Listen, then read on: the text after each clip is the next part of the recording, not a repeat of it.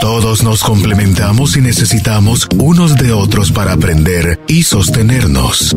Analiza qué es lo que más disfrutas hacer y las aptitudes que tienes para ello. Carolina, la mujer de hoy, presenta el segmento Vida y Plenitud. Ya estamos listos para iniciar nuestro programa de este día. Hoy nos acompaña el doctor Haroldo Cabrera Mancio. Nuestro tema: cómo abordar la hipertensión arterial desde la perspectiva de la medicina complementaria. Doctor, muy buenas tardes, bienvenido al programa, ¿cómo está? Muy bien, Judith, muchas gracias. Muy contento nuevamente de compartir aquí con ustedes, con toda la radio audiencia, la gente que siempre está pendiente de nuestros programas. Muchísimas gracias por acompañarnos, sobre todo hoy que estamos celebrándolo y festejándolo un poquito aquí al doctor en cabina, porque está de cumpleaños aparte, así que nos lo robamos, le robamos unos minutos de la gracias. Celebración, le robamos unos Estamos minutos. de manteles largos, gracias. No, muchísimas amable. gracias por acompañarnos. Estábamos platicando muchísimas cosas de la hipertensión aquí fuera Sí, del claro. aire antes de empezar el programa, pero platíquenos algunos datos importantes que nos trae esta tarde, porque va cambiando mucho cómo veíamos antes a una persona hipertensa, de cómo lo vemos y cómo lo tratamos Claro. en finales de 2017. Todos los conceptos van cambiando con el tiempo. Toda la gente encargada de la investigación, de la academia, está constantemente haciendo estudios, y conforme los resultados se van dando, los parámetros también se van transformando. Pero podemos comenzar hablando en general que la hipertensión pues es una subida de la tensión arterial, y sabemos que hay dos parámetros básicos en la medición de la presión, que son el sístole y el diástole. Por eso es que hay dos números. Se ve en los aparatos para medir la presión digitales que tienen un primer número que tiene números más bajos y unos segundos que tienen números más altos por lo general. Entonces 120/80, 110/70 son los dos valores que nos sirven para identificar a la persona que está normotensa, hipertensa, o sea, arriba de lo normal, hipotensa, abajo de lo normal. Y hablando de hipertensión, que es la tensión arriba de lo normal, podemos decir que hay una hipertensión primaria y una hipertensión secundaria. La hipertensión primaria es alrededor de un 98%, es la mayoría de los diagnósticos de hipertensión, y la secundaria es solamente un 2%. Primaria es cuando la causa que origina la presión es indeterminada, y que no podemos atribuirle todo el peso del diagnóstico a una sola variable, sino que hay múltiples variables que no se pueden identificar directamente. Se le llama también esencial o idiopática también. La hipertensión secundaria es cuando está asociada a un diagnóstico previo, que es el diagnóstico primario, por ejemplo, en una insuficiencia renal crónica, o en un síndrome de Cushing, o un feocromocitoma, que son diagnósticos típicos de la medicina interna que todos estudiamos en la universidad, y que sabemos que es lo primero que uno tiene que determinar para luego asociarla con una hipertensión secundaria, en este caso. Otra cosa, dentro de los padecimientos cardiovasculares, la hipertensión hoy por hoy es uno de los más importantes, si no es el más importante. Se dice que para el 2020 la hipertensión será la enfermedad cardiovascular más importante, que va a causar más daño, ausencias laborales, enfermedades secundarias, incluso muertes en todo el mundo. Hoy por hoy 17.5 millones de personas están muriendo directa o indirectamente por elevación de la presión arterial. Claro, hay factores generales que están relacionados con la hipertensión, por ejemplo, la actividad física, las horas de sueño, la alimentación, que es tan importante, y la sobrecarga de estrés. Esto es determinante. Vamos a hablar un poco de la sobrecarga de estrés e hipertensión que estamos viendo hoy día. Todo eso es básico para el abordaje complementario de la hipertensión, aunque en general la Academia Americana de Cardiología, la Asociación Americana de Cardiología, pues tienen sus postulados, sus parámetros que constantemente van cambiando. Ellos utilizan únicamente una terapéutica farmacológica en un 98% de los casos. Y vamos a hablar hoy que no solamente los tratamientos farmacológicos son efectivos, sino que cuando analizamos a la persona individual, podemos ver que existen otras alternativas, otras terapéuticas muy efectivas, como lo mencioné hace un momento, la alimentación. De hecho, Instituto de Medicinas Complementarias que yo presido, hay un departamento de nutrición donde manejamos no solo el sobrepeso y la obesidad, sino también todos los casos de enfermedades crónicas, dentro de ellas la hipertensión. Entonces referimos al paciente al departamento de nutrición para que la licenciada en nutrición haga una evaluación general individual del paciente y de acuerdo a lo que encuentre determine un tipo de alimentación particular que le va a contribuir a los tratamientos que nosotros le hemos dejado. Podemos trabajar mucho terapias como la floral, que se habló aquí bastante, las flores de Bach, lo voy a hablar un poco más adelante. Podemos trabajar acupuntura, podemos trabajar también la terapia neural, que en sí misma es una valiosísima herramienta terapéutica para trabajar casos de hipertensión. Hacemos unas mediciones de FOL también para determinar qué otros sistemas, qué otros órganos están involucrados y de acuerdo a ello pues elegimos dentro de toda la farmacología de la fitoterapia, de la homeopatía combinada, de las sales de Schussler para poder ayudar al paciente. Y si a pesar de todo eso el paciente persiste hipertenso, pues tenemos que apoyarnos en el cardiólogo para utilizar todos los medicamentos convencionales que existen, que son 6 tipos de medicamentos, los beta bloqueadores, están los calcioantagonistas, los inhibidores del ECA, la SARA2, todos los fármacos que últimamente están saliendo a la venta, que todos conocemos, ya sea de uso individual o uso combinado. Claro, ahora, ¿qué tan cierto es esto que por mucho tiempo hablamos de que era una enfermedad silenciosa la hipertensión y que no iba a dar ninguna señal? Entonces cuando uno sentía, pasaba por ejemplo un derrame cerebral, que es lo que nosotros, así lo conocemos nosotros, ¿verdad? Excelente pregunta, muy buena pregunta. ¿Esto sigue siendo así? O sí. Vemos algunas cosas que sí nos podrían llamar la atención como señales de alerta, que nosotros no escuchamos mucho en nuestro cuerpo, doctor, y uno dice, es que yo a veces no duermo, no es que a veces, a mí siempre me duele la cabeza después de almorzar, dígame si no, uno lo hace típico, sus dolores, ¿podrían sí haber algunas manifestaciones y uno se las pasa de largo? Muy buena tu observación. Lamentablemente no es en la mayoría, es en la minoría de los casos que el cuerpo da algunos síntomas, y es cierto, se le sigue llamando la asesina silenciosa, porque no da síntomas. Más del 90% de los casos la gente va bien, anda en la calle, trabaja, se duerme, se despierta y no sabe que está incubando una hipertensión arterial.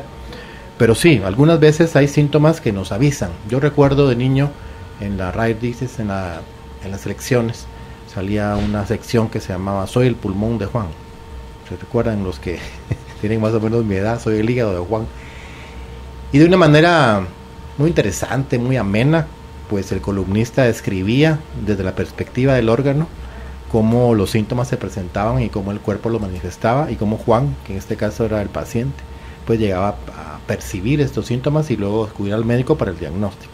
Entonces cuando hablaban sobre el corazón de Juan, pues ahí mencionaban los síntomas en esta enfermedad cardiovascular como la hipertensión. Entonces acá podemos ver, claro, dolor de cabeza.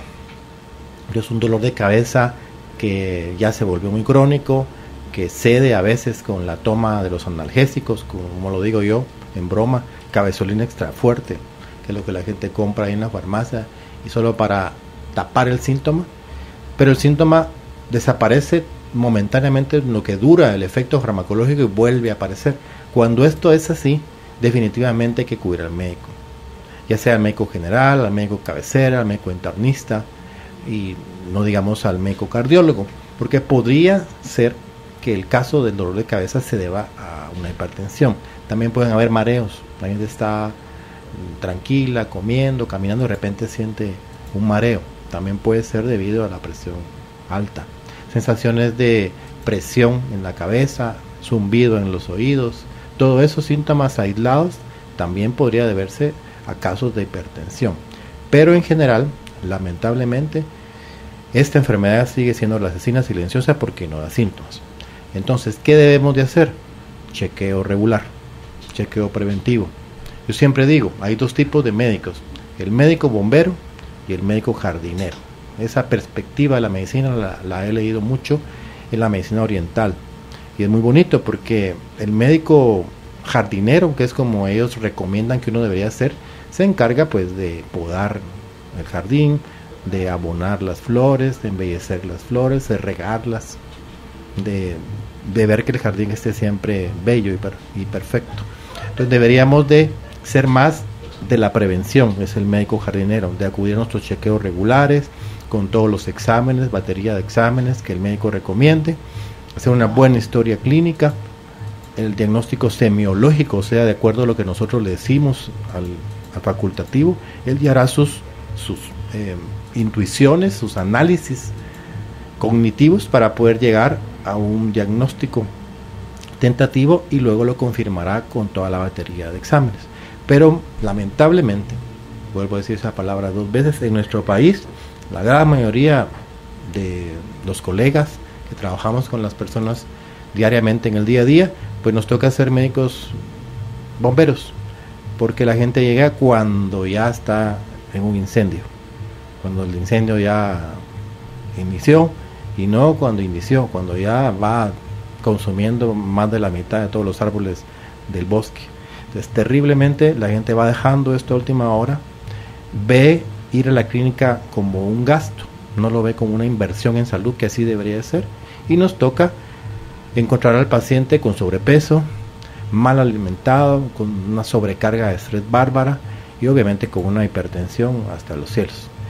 Entonces, este paciente entra inmediatamente a un protocolo de manejo farmacológico, a veces no solo con una droga, con 2 y hasta 3, y aún así no se logra controlar la presión. Entonces es triste. En este país somos médicos bomberos, pero por eso estoy acá hablando de ese tema, para crear conciencia. Y en plena conciencia, como dice mi maestro de psicosomática clínica y humanista, el doctor Salomón Selam, en plena conciencia, tomar esas decisiones para beneficio de nosotros mismos. Por eso es que tenemos que entender un poco más de estos temas y verlo desde todas las ópticas. Sobre todo lo hemos tratado aquí con otros de nuestros especialistas, doctor, irlo viendo ya de manera integral, ¿verdad? Que siempre lo queremos ver como qué me voy a tomar, con qué medicamento lo voy a solucionar, pero quienes tienen algún familiar o han vivido la experiencia de tener hipertensión saben que no es una cuestión solo de un medicamento, doctor, sino que tiene que ir asociado, como usted decía, con una nutricionista y con muchos cambios en el estilo de vida y en los hábitos, para que se empiece a ver realmente los resultados que queremos. Si solamente estamos tomando un medicamento sin hacer todo el resto de cambios, es complicado. Claro, porque entonces estamos haciendo una medicina sintomática, claro. Entonces le estamos tapando el ojo al macho o tapando el sol con un dedo y la enfermedad continúa debajo, haciendo estragos, mermando la salud del paciente, consumiendo la salud del paciente, la vida del paciente, acortando los años de vida, y eso no es lo más adecuado, no es lo que todos queremos. Creo que es importante esta consideración. Ahí en el Instituto de Medicinas Complementarias tenemos una visión integrativa o complementaria de la medicina. ¿Qué quiere decir esto? Que no solo vemos el síntoma, todo lo contrario, vemos a la persona desde la cabeza a los pies y desde su esfera física hasta su esfera psicológica, emocional. Por eso hablé del estrés, que es el cajón del sastre, porque todos los colegas, cuando reciben los laboratorios que no hay nada objetivable, entre comillas, que todo está dentro de los parámetros, le dicen, bueno, es el estrés. Pero no es así. El estrés es una enfermedad, se puede decir un síndrome, que es muy importante. Yo siempre cuento que tengo un libro de 600 páginas del estrés, en donde increíblemente más de 45 enfermedades están asociadas al mismo estrés. Por lo tanto, no es de dejarlo pasar, es de ponerle atención, y nosotros tenemos una clínica de estrés. Y simultáneamente hacemos el diagnóstico clínico, hacemos el manejo médico con las diversas alternativas terapéuticas de que disponemos. También se maneja la parte del estrés con la encargada, con la licenciada Ramírez. Y en la parte de nutrición también trabajamos, como lo acabo de mencionar, con la dieta individualizada para cada paciente. Con esto conseguimos que los resultados sean óptimos, mucho mejores que si solo nos dedicamos a prescribir medicamentos 1, 2, 3, cambiar para un paciente reacio que no mejora. La concientización, la toma de conciencia es fundamental. Primero, educando al paciente, enseñándole, tomándose el tiempo para abordar todos los aspectos que derivaron en esa complicación que es la hipertensión, que él tome conciencia de eso, que lo entienda y después que tome acciones. Creo que eso es importante, que tome acciones, como tú lo acabas de decir, no solo tragarse las grajeas todos los días, cuando lo hacen. Incluso hay pacientes decidiosos, es la palabra, que comienzan a tomar el medicamento un mes y al mes ya no lo toman. Y yo, sorpresa, a los 3 meses un derrame cerebral, un stroke, una trombosis cerebral, que puede dejar al paciente inválido en el mejor de los casos, y en el peor de los casos lo puede llevar a la tumba. Claro. Los órganos más afectados en la enfermedad de la hipertensión, los órganos diana, los órganos blancos, pues ya mencioné uno, es el cerebro, mediante esos problemas de trombosis, de derrames, por la subida súbita de la presión. El riñón también sufre muchísimo con la hipertensión, y lógicamente el corazón también. Muchas complicaciones de las coronarias, de infartos, se deben primariamente a problemas de hipertensión. Ahora bien, la hipertensión raramente se presenta sola, se presenta acompañada de otras patologías, de otras entidades patológicas, por ejemplo la diabetes. Entonces hoy día estamos viendo muchos pacientes diabéticos e hipertensos. Yo diría que el 80% de los pacientes diabéticos también tienen problemas de la presión. La obesidad, otro de los factores del mundo moderno que estamos encontrando muchísimo. Entonces pacientes obesos, diabéticos e hipertensos hacen lo que se llama el síndrome metabólico, también llamado síndrome X o también llamado enfermedad de Raven. Entonces, todos estos parámetros, obesidad, diabetes e hipertensión, sumado a microalbuminuria, problemas del riñón, y con muchísimos parámetros que uno puede ir examinando en la clínica para prever, también haciendo medicina preventiva, que el paciente va a caer en este síndrome, se pueden hacer mediante los chequeos periódicos. Vuelvo a recomendar, vuelvo a mencionar, debemos de asistir a las clínicas, antes decíamos cada 6 meses, yo diría que 3 veces al año deberíamos hacer un chequeo. Cada 4 meses, el paciente sano, que aparentemente no tiene síntomas, debería hacer un chequeo cada 4 meses con su médico. Y si el paciente tiene obesidad o sobrepeso, pues debería ir definitivamente a la clínica con su médico de familia para que le haga un diagnóstico, para que no solo tenga sobrepeso, sino puede ser también que tenga otras entidades patológicas.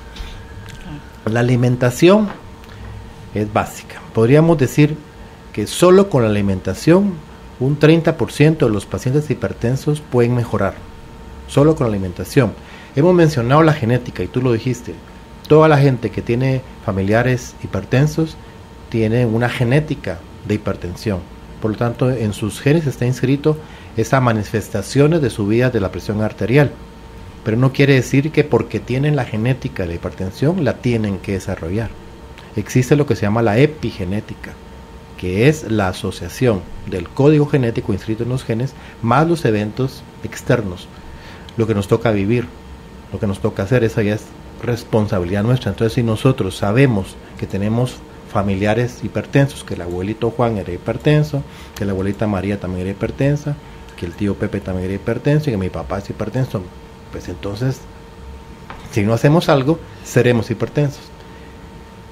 ¿Qué tenemos que hacer entonces? Acudir al médico con tiempo preventivo, con el médico jardinero, hacer planes preventivos, protocolos, cuidar nuestro peso, nuestra alimentación, el estrés, con todo lo que hemos hablado de la clínica integrativa, y de esa manera no desarrollaremos la hipertensión, aunque tengamos la genética de la hipertensión. O sea, eso no es algo que tengamos que vivir, pero eso sí, en plena conciencia tenemos que tener responsabilidad y hacer las cosas con tiempo, porque una vez expresada esta patología, pues ya nos queda nada más controlarla, porque la mayoría de los casos son pacientes que toda la vida van a ser hipertensos a partir de que debutan hipertensos. Claro, y hablando de cuestiones también que nos pueden ayudar y que nos van a favorecer muchísimo, hoy nos trajo un contenido que son hierbas medicinales para ayudar a bajar la hipertensión. De eso trata el contenido, así que lo pueden solicitar enviando la palabra contenido al 5025 desde este momento. Sé que hay muchas opciones naturales, como usted decía, ya hay muchas terapias. ¿En algún momento se puede, doctor, llegar a quitar el medicamento? Yo sé que es una pregunta que se le hacen mucho a los pacientes en la clínica, o siempre van a estar como de la mano y esa sería la mejor opción. Depende, y a veces, como decía otro de mis maestros, el doctor Payán de la Roche, depende, porque lo acabo de mencionar. Si el paciente quiere tomar las riendas de su vida, hacer los cambios que uno le recomiende y no necesariamente expresar su genética, pues definitivamente puede dejar el medicamento. ¿Y cómo? Bajando de peso, haciendo ejercicio 3 veces por semana, 20 minutos, nadando, caminando, teniendo momentos también de placer, de lo que le gusta, de sus hobbies, teniendo consultas periódicas a la clínica, donde podamos usar acupuntura, donde podamos usar homeopatía combinada, donde podemos usar también el manejo de toda la parte emocional con la psicosomática, por ejemplo, con las flores de Bach. Y después de todo eso, podemos decir que a los 2, 3 meses, 6 meses, el paciente puede reducir muchísimo la toma del medicamento, o incluso la puede quitar o sustituir por la toma de fitoterapia, que son medicamentos mucho más nobles, en el sentido de que no tienen mucho, como lo tienen los medicamentos de síntesis, efectos secundarios. Y también con la alimentación, porque si nosotros sabemos de esa tendencia que tenemos a desarrollar hipertensión, podemos principiar consumiendo alimentos que favorecen que no se manifieste la hipertensión. En algunos países que tienen acceso a las algas marinas, por ejemplo, se recomienda el espagueti de mar. Lo pueden buscar en la web, ahí está todo eso, que es el espagueti de mar, y ahora se puede mandar a pedir. El kombu, el wakame, son algas pardas que tienen sustancias con efecto vasodilatador y anticoagulante, que benefician el riesgo sanguíneo, que favorecen la contractibilidad de las paredes musculares de las arterias, y con esto minimizan la hipertensión. Podemos consumir alimentos ricos en potasio, como la lechuga, el tomate, los calabacines, los plátanos. Podemos también consumir alimentos ricos en calcio, como las espinacas, que tomaba mucho Popeye y por eso era tan fortachón, ¿se recuerdan? El brócoli, la avena. La avena es uno de los grandes alimentos, tiene muchísimas propiedades, y recuerdo que alguna vez, en tantísimos programas que hemos tenido la oportunidad de venir a desarrollar aquí con ustedes, hablamos de la avena. Por ahí está el programa. Tiene muchísimas propiedades la avena. Las semillas de sésamo también, o de linaza. Alimentos ricos en magnesio, como los cereales en grano, como los frutos secos, como las legumbres. Alimentos ricos en vitamina C, como los cítricos, como los pimientos. Y por supuesto, los ácidos grasos esenciales que podemos obtener de los pescados de agua fría, como el salmón, como los arenques, como el bacalao, como las sardinas. Otros alimentos que tienen propiedades muy buenas para mejorar los índices de hipertensión, para bajar esos índices, son el ajo. Todos sabemos que el Allium sativum, que es el ajo, tiene propiedades conocidas ancestralmente como cardiotónico, como mejorador de la inmunidad, pero también como mejorador de la tensión arterial. Mucha gente recomienda tomarse un ajo en ayunas, y algunos viejitos de antes lo hacían con muy buenos resultados. Sin embargo, también es cierto, el ajo tiene un olor característico y un sabor característico que a muchísima gente le ofende. Pero hoy día existen productos fitoterapéuticos de primer nivel. Nosotros tenemos acceso a productos alemanes estandarizados de primer nivel, en donde las cápsulas que tienen Allium sativum no tienen olor ni sabor, y se pueden consumir con efectos muy buenos, con efectos fitoterapéuticos medibles. Las semillas de chía, todos conocemos la chía, la limonada con chía, tiene efectos también directamente en la tensión arterial. El tomate, la zanahoria, el brócoli, las coles de Bruselas, el arroz integral. Recordemos que la gran diferencia entre el arroz industrial o refinado y el arroz integral, pues es la cáscara. Y en esa cáscara existen oligoelementos fundamentales que no tiene el arroz blanco. Por eso es que yo siempre recomiendo, cuando consumamos arroz, aunque sea un poco de cocción distinta, más larga y de sabor un poco distinto, tiene mucho más propiedades nutritivas, benéficas, que el arroz blanco, que es prácticamente el bagazo del arroz. También el apio. Dentro de los medicamentos que podemos disponer de la homeopatía combinada, tenemos las sales de Schussler, que no son estrictamente medicamentos homeopáticos, pero que tienen relación en cuanto al método de preparación con la homeopatía. Las sales de Schussler son una serie de 12 sales originariamente que tienen propiedades terapéuticas y que se extraen básicamente del análisis de las cenizas de los cadáveres humanos. Entonces el doctor Schussler se dio cuenta de las sales que tenían de más o tenían de menos las personas que morían, de las enfermedades que fallecían, y de ahí fue haciendo toda su terapéutica, extrayendo esas sales para poderlas utilizar como medicamentos. Entonces tenemos que la sal número 7, la magnesia fosfórica, tiene unas propiedades que son fundamentales en cuanto al impulso nervioso, la musculatura vascular incluida, que va a relajar las arterias y que va a ayudar a bajar la tensión de las mismas. La sal número 5 también se utiliza mucho para el manejo de la tensión arterial, el calium fosfórico. En realidad, toda la terapéutica de las salas de Schuller que disponemos afortunadamente en Guatemala son valiosísimas para poder trabajar la hipertensión. Ahora bien, quiero tomarme el tiempo para hablar un poquito de la bendita, digo yo, terapia neural de los hermanos Hunecke, de Walter y Ferdinand. La terapia neural, que la menciono muchísimo y que a Dios gracias tuvimos la oportunidad hace un par de años de podernos avalar con la Universidad Mesoamericana de Guatemala, que tiene facultad de medicina, en un respaldo académico de terapistas neurales en un curso que hicimos con la Academia Alemana de Terapia Neural del Dr. Bander.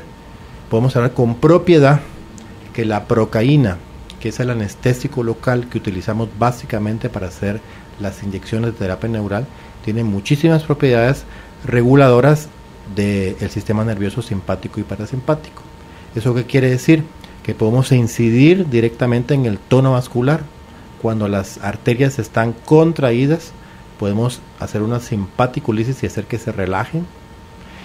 Y cuando están muy relajadas, podemos hacer un estímulo también neural terapéutico para que se contraiga. De tal manera que la procaína es un elemento dieléctrico. Eso quiere decir que tiene propiedades eléctricas que actúan directamente en la conducción del nervio, en las propiedades eléctricas del sistema nervioso, y eso va a determinar que tenga efectos muchísimos, desde el manejo del estrés, que lo he mencionado al principio pero no hemos logrado entrar en detalle, hasta bloqueos eléctricos puntuales a nivel de la esfera oromaxilar, por ejemplo, la esfera dental. Hay muchísimos bloqueos en las cordales, en los dientes de mal posición, en los dientes trabajados con amalgamas. Hemos visto muchísimos casos de gente que tiene hipertensiones reacias a tratamientos convencionales que han mejorado cuando trabajamos la terapia neural buscando estos focos interferentes. Cicatrices también podemos trabajar mucho, y no digamos los ganglios. El ganglio estelar, por ejemplo, el cérvico-torácico, que es el segundo ganglio cervical, tiene muchísima incidencia en el manejo de la hipertensión.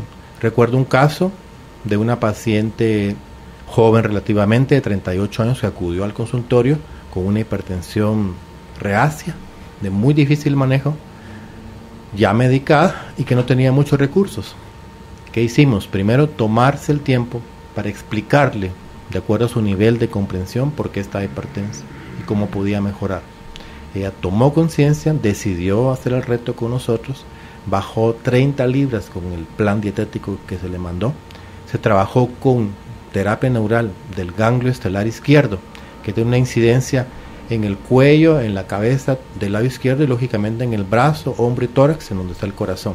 Entonces hace un reestímulo de regulación del corazón. Esta paciente, solo con terapia neural cada semana y con dieta, logró bajar sus niveles arteriales hasta la normalidad en términos de 8 semanas. Ya no la vi luego, no sé si ya se mantuvo o volvió a recaer en las malas prácticas alimenticias, en el sobrepeso y en la hipertensión. Pero puedo dar fe que esos recursos terapéuticos funcionan cuando el paciente es consciente, responsable y trabaja de la mano con el médico que lo recomienda. Podemos trabajar también con plantas medicinales específicas, como el espino blanco, como el olivo, como el enebro, el tomillo, la valeriana. Si el componente de estrés es muy alto, la valeriana es un elemento valiosísimo para trabajar la relajación en el paciente. Lógicamente podemos, lo mencioné hace un momento, trabajar también con las flores de Bach.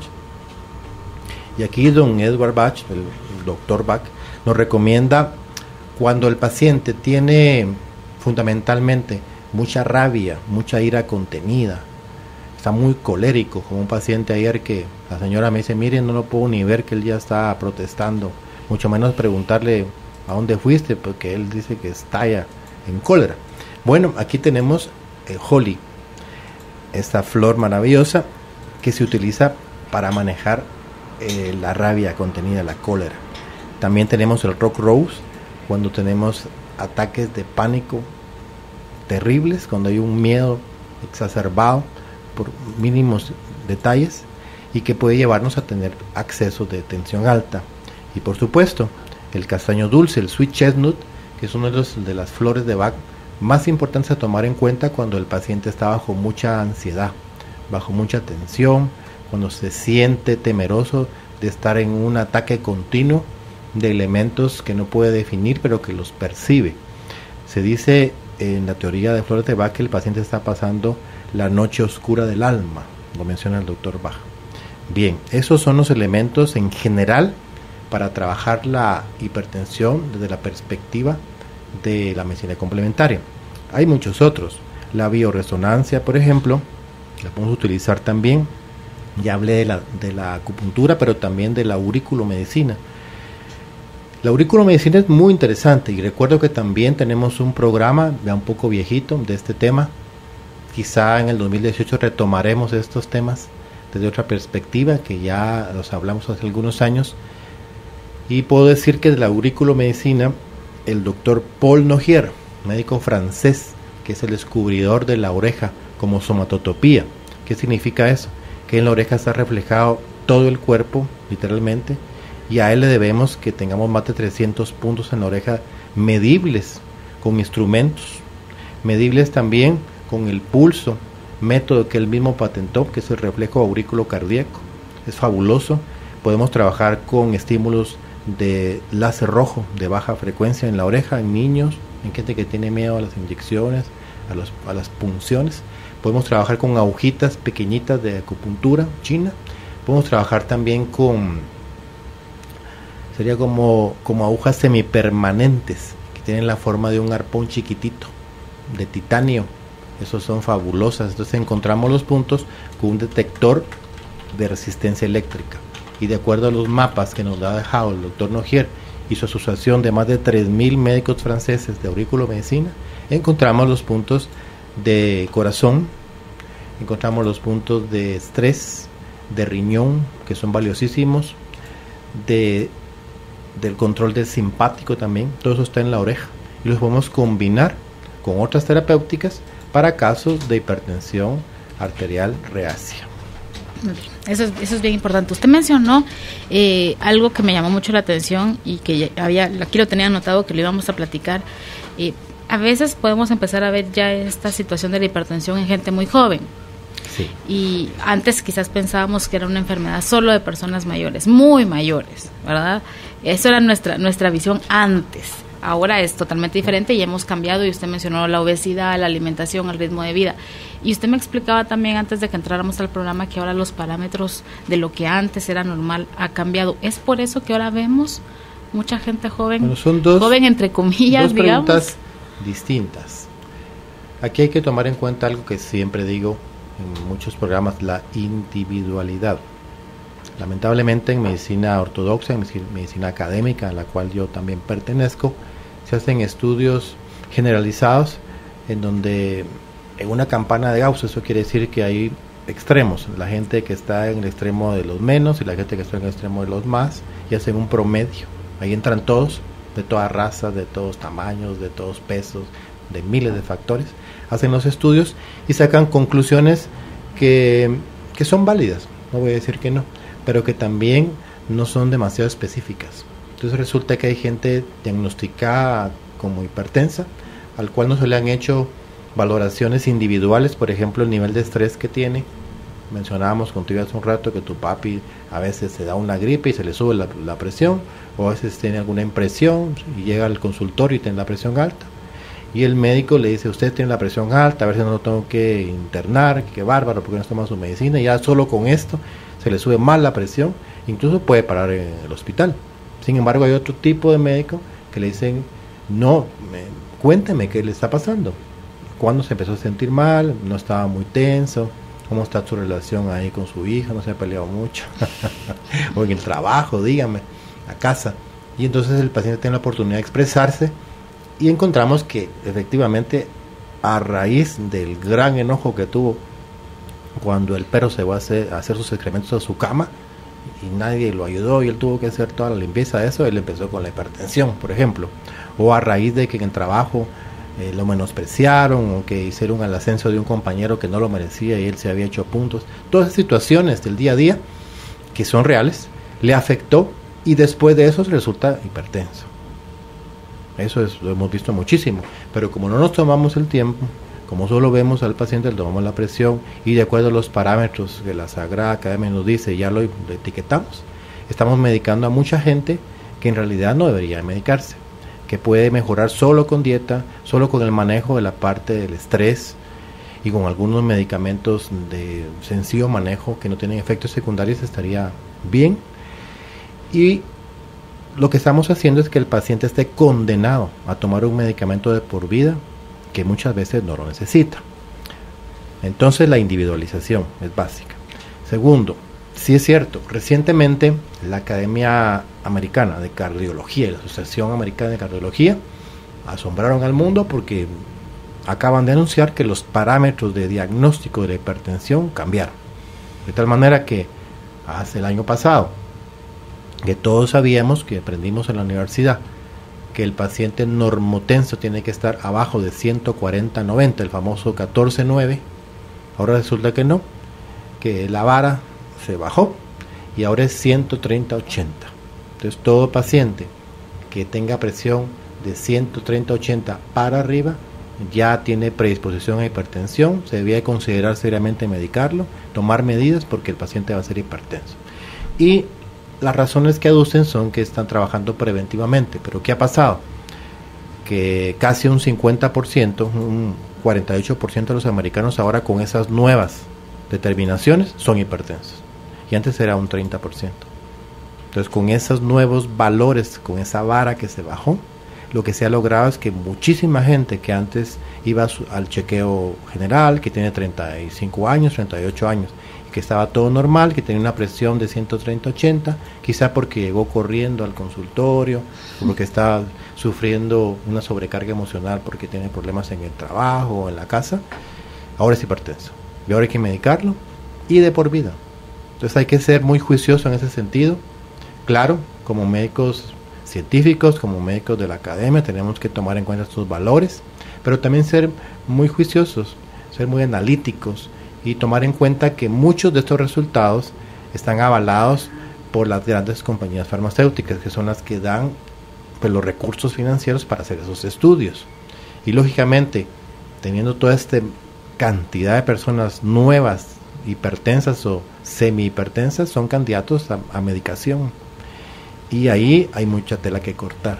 Entonces, el médico responsable, el médico de la familia, que está en sus manos el aconsejar, que tiene la gran responsabilidad social de aconsejar a sus pacientes, tiene que ser muy analítico, analizar el caso individualmente, tomarse el tiempo para preguntarle a su paciente cómo ha estado, está viviendo alguna situación difícil, tuvo alguna pérdida recientemente, algún problema que le esté afectando, tiene sobrepeso, porque aparte de sobrepeso y aparte de obesidad, está el índice de masa corporal, que tenemos que medirlo idealmente con una fórmula matemática que tenemos ahí los que hemos estudiado, y sabemos si el paciente está dentro de los parámetros normales, o tiene sobrepeso, o tiene obesidad. Y en ese momento poderle aconsejar oportunamente de que tiene que hacer un alto, que tiene que hacer unos cambios, tomarse el tiempo para preguntarle de qué se alimenta. Pues fíjese que yo me alimento de comida chatarra todos los días, mañana, tarde y noche. Pues ahí está el detalle, como decía Cantinflas. Tiene que hacer cambios. Mire usted qué tanta sal consume. Pues fíjese que yo le echo sal a toda la comida. Ya trae la sal del cocimiento normal y le agrega más sal. Sabemos que la sal puede aumentar los parámetros de la presión arterial. Y eliminando la sal o disminuyéndola a un consumo de menos de 2 gramos al día, podemos mejorar muchísimo al paciente con riesgo de hipertensión. En fin, esa pregunta fue muy buena, porque sí es cierto, los parámetros acaban de cambiar, y si los médicos que me escuchan no lo sabían, pues vayan a estudiar, a investigar, eso ya es oficial, y tenemos que tomar una conducta, analizar de qué lado vamos a estar. Si vamos a empezar a clasificar a todos los pacientes arriba de 130/80 como hipertensos y a medicarlos como un número más, vamos a tomarnos el tiempo para hacer el análisis individual y determinar qué pacientes ameritan tratamiento y cuáles no. Muy bien, vamos a seguir platicando del tema de esta tarde. Nada más les recuerdo que está habilitado ya el contenido, lo pueden solicitar enviando la palabra contenido al 5025. Hoy el contenido trata sobre hierbas medicinales para ayudarnos a bajar la hipertensión. Ese es el contenido, solicítenlo desde este momento, hacemos una pausa y ya estamos de regreso. Es momento de compartir los mensajes de nuestros patrocinadores. En breve continuamos con el programa Carolina, la mujer de hoy. Por Globo, tus recuerdos, tu música. Sé parte de nuestra comunidad en Facebook. Nos encuentras como Carolina, la mujer de hoy. Continuamos con más del programa, hoy platicando con el doctor Haroldo Cabrera Mancio, nuestro tema, cómo abordar la hipertensión arterial desde la perspectiva de la medicina complementaria. Ya vamos en unos minutitos más a pasar con la parte de las preguntas, en un momentito más, vamos con eso. Solo antes de esto, para darle ya un cierre, nos recomendó muchísimo, doctor, la parte de cuidar la alimentación, la parte de ver realmente si es estrés, si es una cuestión emocional, si es una cuestión laboral, familiar, qué otras situaciones a veces pueden estar influenciando en este momento nuestra salud. Es bien importante que tengamos como estas recomendaciones y sobre todo el chequeo constante. Dígame si no, a veces ya se dejó un medicamento y en mi experiencia con gente con hipertensión, doctor, esto se va cambiando mucho. El primer medicamento que se deja o la primera dosis que se deja a cuando ya lleva 3 años, por ejemplo. Entonces van haciendo modificaciones, a veces se retira un medicamento, a veces se agrega otro, pero cuando yo llego con usted y llego ahorita en diciembre y me dice usted que soy hipertensa y me deja un medicamento y no me vuelve a aparecer hasta diciembre del otro año, ya pasaron muchas cosas en un año. Y cuando alguien tiene hipertensión es bien importante el chequeo constante y muchísima comunicación y que se haya entendido lo que el médico le ha dicho, que haya como esta retroalimentación de qué entendí y qué es lo que tengo que hacer. Que haya todas sus dudas, eso lo hablamos, claro. Pero lamentablemente no se cumple. Eso es lo que se debería hacer, claro, entre comillas. Esa es la recomendación fundamental. Claro, que haya mucho diálogo, que haya mucho tiempo para educar al paciente, explicarle, que salga bien claro qué tiene, por qué tiene y cómo puede trabajarlo, y cómo no es una espada de Damocles en el cuello, que toda su vida va a ser hipertenso y que puede hacer cambios que de alguna manera le den la esperanza de poder ser libre de medicamentos y autogestionarse a sí mismo. La parte emocional, fundamental. Yo recuerdo en mis lecturas, en El arte de curar, del fantástico y muy sabio médico colombiano, el doctor Carvajal Posadas. Él mencionó un caso y dice que cuando ya se acercaba la hora de salida en su consultorio, pues llega una mujer a consultarle, que solo la vio, él, imagínate la expresión que ella llevaba, solo la vio y él sintió un nudo en la garganta de verla, la cara de tristeza, de depresión que ella llevaba, y él le pregunta, mire, ¿y cuál es su problema?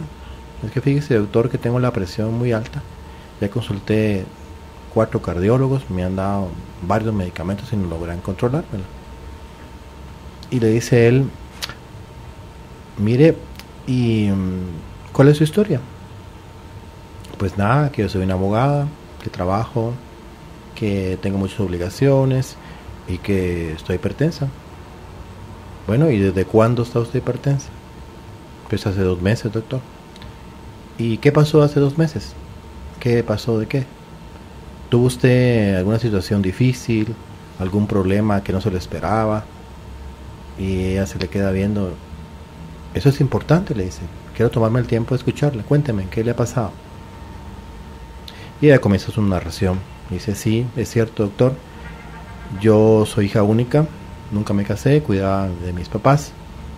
Y hace 3 meses, en la noche, en un día que yo llegaba al trabajo, nos asaltaron unas personas, amigas de lo ajeno, nos atacaron con lujo de violencia, violaron a mi mamá, me violaron a mí, mataron a mis padres. Y desde ese día no he podido dormir, desde ese día yo no soy la misma, y desde ese día todo comenzó. Y el doctor Carvajal, con esa sabiduría que lo caracteriza, esa capacidad de identificar la pregunta adecuada, le dice: ¿y quién es la víctima? Pues yo, la licenciada fulana de tal, que me hicieron esto, que me hicieron el otro, que le acabo de contar. Mucha rabia. Y él escucha pacientemente y le vuelve a hacer la pregunta: ¿y quién es la víctima? Pues ya le dije, doctor, yo, fulanita de tal, la licenciada, que me hicieron esto, el otro, y usted le acaba de contar. E insiste el doctor: ¿y quién es la víctima? Entonces ella se pone muy molesta, nerviosa, no sabía qué contestar. Él hace un silencio que pareció una eternidad. Cuando ella se le queda viendo y le dice: mierde, la víctima son ellos, porque ellos son, pues, producto de una sociedad que no tuvieron oportunidades, una sociedad que no educa a la gente, que son despreciados, que viven en lugares marginales, que no tuvieron unos padres como los míos que los educaron, que les enseñaron la moral, que les enseñaron el temor a Dios, que les enseñaron a hacer el bien. Son prácticamente personas animales que no tienen conciencia, que no saben qué es bueno y qué es malo. Y ella sola hace una psicoterapia maravillosa. El doctor solo la escucha, todo lo que ella dice. Y cuando termina su catarsis, me toman la presión y estaba normal. Es un caso muy interesante. Por supuesto, no son todos los casos, pero muchas veces hay situaciones como estas. Y a nosotros como médicos de la academia no nos han enseñado a tomar en cuenta estos elementos que pueden estar detrás, como dice el doctor Salomón Selam. Detrás del síntoma siempre hay una historia. Por eso es que la psicosomática es tan importante. Claro. Y yo quiero aprovechar, si me lo permites, sí, claro que sí, para anunciar que ya se va acercando el próximo seminario de la Escuela Superior de Psicosomática del doctor Salomón Selam, nuestro maestro de psicosomática clínica. Y el tema hoy será el proyecto Sentido, del 22 al 25 de febrero de 2018. Aparten su tiempo, agenden su tiempo. Todos los pormenores del seminario están en las páginas de redes sociales de IMC, en Facebook, en Instagram. ¿Qué otros hay? En YouTube, en también, YouTube también tenemos sí, toda la información para que aquellos interesados pues puedan abocarse a esas páginas y ver los detalles. Este seminario está dirigido a profesionales que deseen completar su crecimiento personal y laboral, personas que se dediquen a trabajar con pacientes, terapeutas de todo tipo de línea, que les interese aprender una herramienta valiosísima. ¿Y qué es el proyecto Sentido? Pues no es más que toda la historia de nuestros padres desde 9 meses antes de la concepción, durante los 9 meses del embarazo y hasta 2 años después de haber nacido. Todas sus historias personales, conflictos existenciales, conflictos familiares que pudieron de alguna manera haber impactado en la formación del niño y en su infancia temprana. Todo eso lo vamos a ver en detalle con el doctor Salomón Selam del 22 al 25 de febrero de 2018. Bien, ahí les puse toda la información en el Facebook también para que lo tengan por esa vía, y pueden también comunicarse por el Facebook y pues pedir un poquito más de información, o si les genera alguna duda, seguro por ahí les van a estar respondiendo. Nos vamos con algunas consultas antes de que nos despidamos, doctor. Dice por aquí María José: quisiera preguntarle al doctor ¿qué es el bloqueo de haz del GIS izquierdo? Eso es lo que me dijeron que tengo, por eso soy hipertensa, pero la verdad yo no lo termino de entender. Muchísimas gracias. ¿Qué me puede decir? Bueno, gracias. Ese es un término bastante específico y es un término del electrocardiograma. Entonces recordemos que cuando analizamos el electrocardiograma tenemos la rama derecha, la rama izquierda, tenemos una bifurcación también de las ramas, y el haz de GIS es parte importante en la conducción eléctrica del corazón. Y cuando hay un bloqueo del haz de GIS, no necesariamente tiene que, yo estoy en desacuerdo, porque no necesariamente tiene que tener problemas de hipertensión, porque mucha gente que tiene bloqueo del haz de GIS es normal, incluso no se da cuenta en lo absoluto, hasta que hace una consulta con un médico general y se le diagnostica. Es un bloqueo de la rama izquierda, Tenemos bloqueo de rama derecha y bloqueo de rama izquierda. La rama izquierda se subdivide y una de esas subdivisiones es el haz de His. Y cuando se bloquea, hay muchas personas que tienen esta patología y están normales. Yo diría que la señora que nos consulta debería hacer una segunda opinión con un médico cardiólogo especializado para que pueda hacer un mejor diagnóstico y de acuerdo a ello también una mejor terapéutica. Muy bien. Ruth pregunta por aquí, muy buena tarde. Felicidades al doctor, les cuento. Mi madre tiene más de 40 años de ser diabética, hipertensa. Los médicos quedan sorprendidos de la presión que le encuentran, que es de 100-200. Nunca ha padecido de dolores de cabeza, pero hace un año empezó a perder la vista de un ojo y el otro va por el mismo camino. Dice el doctor que el problema ahora es de la presión en el área de los ojos. Mi consulta es, ¿tiene relación la presión del ojo con la presión de nosotros? Y ya le han hecho cirugías a raíz de esta presión de los ojos y no sé realmente si con medicina complementaria podría tener alguna esperanza de recuperar la vista porque esto sí le ha empezado a afectar. ¿Qué me puede decir? Interesante pregunta. Aquí dos cosas. Ya lo mencionamos, la individualización biológica. ¿Qué significa eso? Que ciertamente hay parámetros, que hay una media, hablamos del 130-80, del 13-8, que son los nuevos parámetros, pero recordemos también que hay extremos en esa campana. Hay personas que pueden estar completamente normales con 90-60 o incluso 90-55, que es bajísimo para mucha gente y no tiene ningún síntoma. Y hay personas que están en 140-95 años, 140-100, que para ellos en lo particular es normal, que no desarrollan ningún síntoma y que si les da una medicación empeoran. Y recuerdo a un paciente de 75 años de Oriente, con sombrero y botas y todo eso, que va a la consulta con una colega, ya le hace el diagnóstico de hipertensión porque él tenía 140-95 y lo medica. Y le dice, usted está hipertenso, ¿cómo es posible que no había venido? Y eso es importante que usted lo diga, porque entonces le puede hacer los riñones, esto y el otro. El paciente se va, obedientemente toma la medicina y regresa a los 15 días. Señorita, le dice, esa medicina que me dio no sirve. ¿Y por qué no sirve, don Juan? Porque a raíz de lo que la principié a tomar, estoy mareado, tengo ganas de vomitar, me siento mal, no puedo caminar, me voy por un lado y yo estaba normal. Es un caso típico de la individualidad. El paciente tenía más de 30 años de manejar con esa presión, no tenía ningún síntoma. Entonces eso es importante tomarlo en cuenta.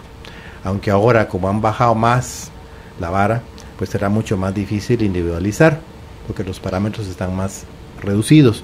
Pero siempre es importante escuchar al paciente y tomar en cuenta todos los factores que normalmente no consideramos. Y segundo,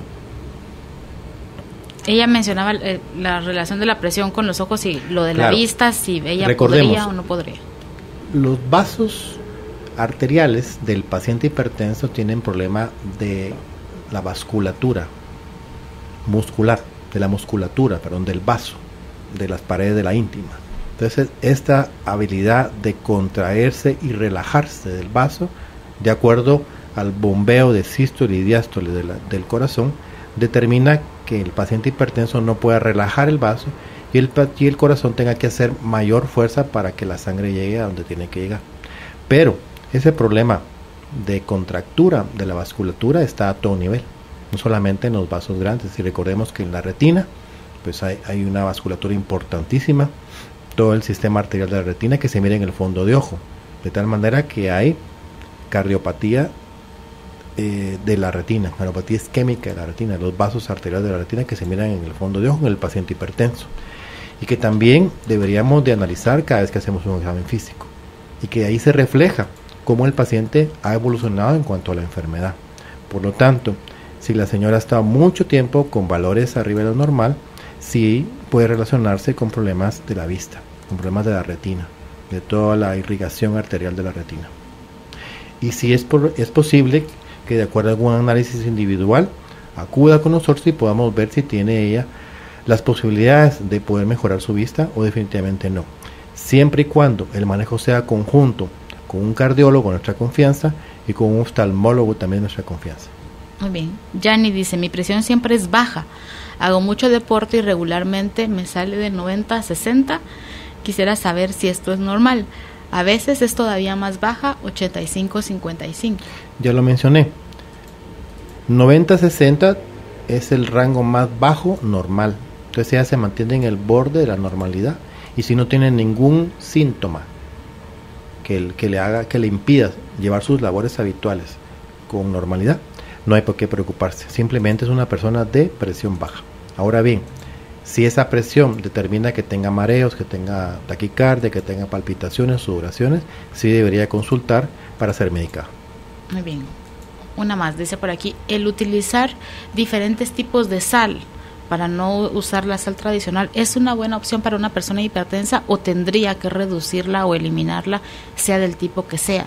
Sí. Ahora en el mercado existen otras o sustitutos de sal, así como hay del azúcar. ¿Qué opinión le merece esto al doctor? Muchísimas gracias. Excelente pregunta. Efectivamente en el mercado tenemos opciones. El problema es con cloruro de sodio, que es la sal marina, la sal convencional. Entonces hay cloruro de potasio, que es la sal que se dispone como sustituta, es un poquitito más amarga, pero se puede salar con cloruro de potasio. Y hay marcas, ¿verdad? Morgan Light y no sé, hay otras marcas ahí en el mercado que uno puede conseguir en las góndolas en donde tenemos productos que no son convencionales. Y sí puedo yo recomendar que se sustituya con esta sal alternativa. Muy bien. Quisiera preguntarle también al doctor, dice por aquí Leslie, si tener problema del colesterol alto va de la mano con la hipertensión o pueden darse de forma aislada. Mi mamá creo que empieza a padecer de esto y nos ha generado un poco de duda porque el diagnóstico no termina de ser 100% certero, sino que como le dicen a uno aquí en Guatemala, en Buen Chapín, como si tuviera punto de hipertensión, aunque sé, y lo he oído en varios programas, que eso no existe. ¿Qué me puede decir el doctor o realmente es muy difícil hacer un diagnóstico? No, realmente no es difícil. Debería de tener un buen diagnóstico, que no haya lugar a dudas, y son estamos hablando de dos cosas distintas, la hipertensión arterial y la hipercolesterolemia. Tienen sus parámetros bien determinados. Hoy hablamos de la hipertensión arterial y es un diagnóstico por aparte. Entonces, o es hipertensa o no lo es. Y número 2, o tiene colesterol alto o no lo tiene. Sí es cierto, las dos patologías pueden coexistir. Entonces, un paciente hipertenso también puede tener colesterol alto, que es un factor de riesgo de cardiología, de enfermedades cardiovasculares que puedan llevarlo a un riesgo de complicaciones o incluso de muerte, de cardiopatía. Sí es cierto, puede coexistir con obesidad, con todo lo que mencioné, el síndrome de Rabin y todo eso, que también es un factor de riesgo, la hipercolesterolemia, la hipertrigliceridemia. Todo eso está descrito hasta la saciedad en las publicaciones científicas, pero son dos cosas distintas y ya debería de exigir al médico tratante o bien hacer una consulta a otro especialista que hagan el diagnóstico si tiene hipertensión o no tiene y si tiene hipercolesterolemia o no tiene. Muy bien. Con esto vamos a cerrar nuestra entrevista de esta tarde. Doctor, yo le agradezco muchísimo que nos haya acompañado. Para ponerse en contacto con el doctor, en todas las redes sociales los encuentran como IMC Cabrera Mancio y pueden también contactar y pedir información al teléfono 22 59 32 32 o al 55 15 4471. Recuerden que ya en febrero va a estar nuevamente este seminario con el doctor Selam y que pueden ir pidiendo información desde este momento para que no nos agarre el tiempo y las prisas ya en febrero. Lo vemos lejano, doctor, pero está casi a la vuelta de la esquina, ¿verdad? Muchísimas gracias, doctor, que siga disfrutando mucho su día. Sé fiel a ti mismo, a tus sueños e ideales y alcanzarás la trascendencia. Carolina, la mujer de hoy, presentó el segmento Vida y Plenitud.